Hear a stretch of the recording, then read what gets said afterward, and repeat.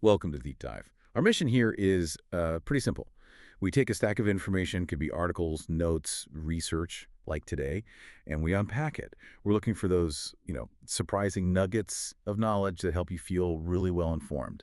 Today, we're embarking on a really fascinating deep dive. We've got a YouTube transcript that explores, a profound question. What truly happens when you embrace self-love? And the source suggests an outcome so powerful, it might even make others feel maybe a little bit envious. Indeed. In this exploration, it really goes deep into our emotional landscape. We'll be looking at themes of trust, how we navigate disappointment, and ultimately trying to understand why prioritizing ourselves isn't actually selfish, but something, well, profoundly foundational. We want to approach this with a gentle understanding, exploring those subtle internal shifts that can genuinely impact your whole life. Okay, so let's unpack this then. Our source, it's this compelling video. The title translates roughly to, "The more you love yourself, the more people envy you. You won't believe this." Yeah. And it outlines 5 core principles. What really jumps out first is that this isn't about, big outward shows or grand gestures. It's more about a quiet, powerful inner transformation. So the first principle suggests that we attract good opportunities into our lives. This sounds like it's more than just, well, random luck, isn't it? Oh, definitely not random luck. The source explains it as a kind of silent energy we consistently project. Think of it as a quiet radiance of like inner confidence, genuine enthusiasm, a real gentleness towards yourself, and also having a clear intention to live a life that feels valuable to you. Okay. And these aren't things you can easily, point to like money or physical beauty, but they somehow shine through your actions, your words, your decisions. Others sense it, often without quite knowing why, and they just start to see that, hey, you're quietly doing well. It's less mystical energy field, more about that consistent alignment, Yeah. values, thoughts, actions. It builds trust. Right. So these opportunities, they aren't always huge life-changing events, maybe more like subtle invitations or unexpected connections. Exactly that. It could be someone wanting to collaborate because they just sense your sincerity, your reliability, or maybe an unexpected project pops up that fits you perfectly. Or good people just offer support without you even asking. Right. It might even just be the quiet courage to start something totally new, trusting yourself, even when you're maybe only, say, 70% ready. Yeah, that makes sense. And the deep dive really emphasizes that a good life, it isn't built overnight. It's more of an accumulation, like a compounding effect of continuous self-love. It's about building that capacity to forgive yourself when you mess up and accepting you don't have to be perfect to just start. Precisely. And those small, consistent actions like maybe waking up a bit earlier for your health, finally finishing one book, jotting down tiny goals, or even just that positive self-talk in the mirror, they might seem minor day to day, Yeah. but they accumulate real power. They send this clear signal both to your subconscious and, out to the world that you're ready to grow, ready to receive new things, ready to take responsibility. When your inner self changes like that, your whole external presence shifts. Your posture, how you make eye contact, that calm demeanor, people pick up on it subconsciously. And this is maybe where that envy part starts to come in. Yeah. Others see good things flowing into your life and they wonder, wow, how are they so lucky? But they don't see all that unseen, consistent inner work. That's exactly right. And their reaction, it can come from different places. Sometimes it's more aspirational, Right. a sort of wistful longing, which could actually push them to start their own journey. Hmm. Other times, yeah, it might be more resentful envy because they're still waiting for some external luck to show up. They feel trapped by their fears, their old beliefs. They're asking, when's my life going to get better? While you're over here quietly building it little by little, day by day, through self-love. So it's crucial. Don't underestimate today's seemingly small actions, really. Okay. And maybe even more importantly, don't wait for the most ready day. That perfect moment, it never quite arrives, does it? No, it really doesn't. Every single day is the most important day to lay that foundation. For a life that feels genuinely good, you just become that quiet light, not by trying to shine, but just by being. And as you start attracting these things, it brings us to the next step, doesn't it? The courage to make choices that actually align with you without feeling guilty. So the second principle, we choose what's good for our heart without feeling guilty. Sounds amazing, liberating. But what about the practical side? Doesn't that sometimes risk, I don't know, alienating people or lead to tough choices? Oh, it absolutely can present challenges, short-term ones especially. But the liberation, honestly, it far outweighs them. And this isn't about being selfish in a way that harms others. It's actually the fundamental basis for a life filled with genuine inspiration, sustainable positive energy, and real meaning. Right. Someone who truly knows how to choose what makes their heart, beat a little faster, they have the inner strength to live each day steadily. Right. Without forcing themselves into things that just drain them, they get that trying to please everyone often just leaves you feeling empty. The source uses that lovely analogy, the favorite glass, not the fanciest one, but the one that just feels right, the one you Yeah. enjoy using every day. It's those little things. Exactly. Those small personal choices that make an ordinary day feel a bit special. Yeah. And in real life, yeah, that translates to those subtle daily choices, but also the much bigger ones, like daring to leave that high-paying but soul-crushing job for something uncertain but exciting, or choosing relationships that genuinely bring peace over ones that maybe offer status but just deplete your spirit, or even just saying no to social things you don't truly want, to have quiet time alone. Right. And people who consistently make those choices, they must have gone through quite a journey to get there, I imagine. Often, yes, very often. They've usually been through time where they didn't dare choose, where they were maybe afraid of judgment or being called selfish. Hmm. But once they cross that line, once they really feel the cost of not choosing themselves, they rarely go back to living just by others' rules. They truly internalize that true, sustainable happiness isn't in constantly pleasing others. It's in that steady peace within their own heart. It's deep self-trust. And that shift, that's what can spark the envy in others, that quiet confidence. It is, because so many people are still stuck in that people-pleasing loop, living by societal norms, external expectations. They see you dare to move away for peace, maybe start that little passion business, or just look healthier because you're less stressed. Yeah. Or have more time for family because you stop trading all your life energy for just money. They envy it because, deep down, they probably want to make similar choices. Hmm. But they feel trapped by that idea that they must endure, must be suitable, must be an adult, must follow duties. Hmm. They forget to ask, who are we really living this life for? While you're making those small daily choices that empower you from the inside, no external validation needed. And that just radiates something powerful.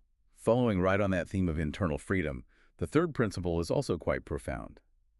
We stop judging ourselves by others' words. And this feels like it's way more than just ignoring insults, right? I'm really interested in this one. hmm How do you actually start untangling your self-worth from what other people think, especially people you trust? That's a really great question because it's such a deeply ingrained habit for so many of us. And the source points out, yeah, judgmental words aren't always blatant insult. They can be super subtle, sometimes disguised as, well-meaning advice or veiled expectations, maybe a dismissive tone, or even those tricky backhanded compliments. Yeah. Think about things like, oh, that kind of job. Can you really support yourself doing that? Or changing jobs now. Aren't you worried about ruining your future? Or even, well, you're so clever already, you don't need to listen to anyone else, do you? Mm. If you're feeling a bit unsure, those kinds of comments, even if they seem minor, can really shake your inner courage. Yeah, absolutely. Yeah. We definitely grow up surrounded by societal pressures, Yeah. family expectations, social media, everything telling us how to be, what success should look like. Precisely. We're often taught our worth is tied up in external standards, in Yeah. getting approval. But the people who really break free, they realize that happiness, real success, the value of life, there's no single fixed formula. There just isn't. Right. They get that others speak from their own viewpoint, their own fears, their own limited understanding of your unique path. So they simply stop treating anyone else's words as the final, absolute truth about themselves. They put down that heavy burden of others' expectations and just quietly walk their own path. It's like a fundamental reframing. And actually doing that, putting it into practice, must mean facing some pushback sometimes. Oh, absolutely. They've probably been looked down on, compared negatively, maybe even told outright not to pursue something they believed in. But their response isn't usually anger or getting into endless arguments. It's more of a quiet, steady resolve. Hmm. They don't really engage in debates about criticism. Instead, they just let their life speak for itself through their actions, through the outcomes. They have this calm self-possession. They just move forward without needing to constantly explain or justify themselves to everyone. And that quiet freedom, that must be what others observe and maybe feel envious of the most. Yes, I think so. Because most people are still caught in that loop, needing to explain, needing to prove, constantly seeking that external nod of approval. They might have the high paying job that drains them or look successful on the outside but feel totally empty. But the ones who don't judge themselves by others' words, they just seem lighter. Less afraid to fail, more daring to start again without needing society's okay, and genuinely happy with maybe a simpler, ordinary life. It's seeing someone unburdened. So it's not about just plugging your ears and ignoring everyone. It's more about discerning wisely, filtering out the noise. Exactly. Yeah. Listening mindfully, yes. Figuring out what's sincere, helpful advice versus what's just someone else's fear projected onto you. Right. Knowing what to take on board and what to just acknowledge and let float by. In a world that often measures worth by money or visible status, someone who dares to ignore those judgments, it's like they're intentionally standing outside the mainstream, forging their own way. They might live simply, quietly, but they have this undeniable aura. Others feel like they're truly authentically living their life. Maybe not the richest, maybe not the most famous, but completely themselves, needing no one's permission just to be. Building right on that sense of inner knowing. Let's look at the fourth principle. We know we are worthy of good things. How does someone genuinely cultivate that deep-seated belief? Especially if, past experiences seem to contradict it or Right. society keeps telling us we have to earn our worth constantly. That is such a crucial question because, yeah, it's a belief system that gets challenged early and often. It really starts when we begin to see our own inherent value without needing anyone else's stamp of approval. It's not about thinking you're better than others or more skilled. It's understanding that simply by existing, you are valuable enough. Valuable enough to receive happiness, love, opportunities without constantly forcing yourself or trying to prove something. The source makes it clear. Happiness isn't some reward you only get after the hardest struggle or when you hit some future goal. It's something you actually have a right to receive starting right now if you choose to care for yourself with love. Okay, so this I deserve it Hmm. feeling, it's not arrogance then, not entitlement, it's something different, deeper. Not at all. Not when it's genuine. It comes from a place of deep self understanding, self compassion, really. And when you genuinely feel this way, your actions, they just change Yeah, organically, almost immediately. You stop choosing things just because they look good to others. Instead, you consciously pick what truly aligns with your inner values, what brings you peace. right. You just won't tolerate draining relationships anymore, partners, friends, even jobs, because you realize you shouldn't have to suffer just for the sake of endurance. That's not living. You'll dare to say no to high paying but unfulfilling work and embrace simpler, more meaningful things. You basically raise your own internal standards, and then naturally you start attracting people and opportunities who resonate with that, who truly deserve you. In this internal shift, it actually leads to good things flowing in more easily, almost like effortlessly. It really seems to. More sincere, aligned people tend to show up in your life. Job opportunities seem to miraculously align with your nature, your passions. Your life might become simpler on the surface, but significantly more peaceful deep down. And you find time for what you love without that nagging guilt. And this is what others see, and perhaps envy, because they might still be caught in that exhausting cycle, enduring, forcing themselves, always seeking acceptance. Hmm. Deep down, they want that peaceful life too, but they haven't quite dared to truly believe they're worthy of it. Yet. The source gives that really powerful comparison, doesn't it? Two people, similar abilities. Yes, exactly. Think about two people, maybe similar talents, similar potential. One constantly feels not good enough.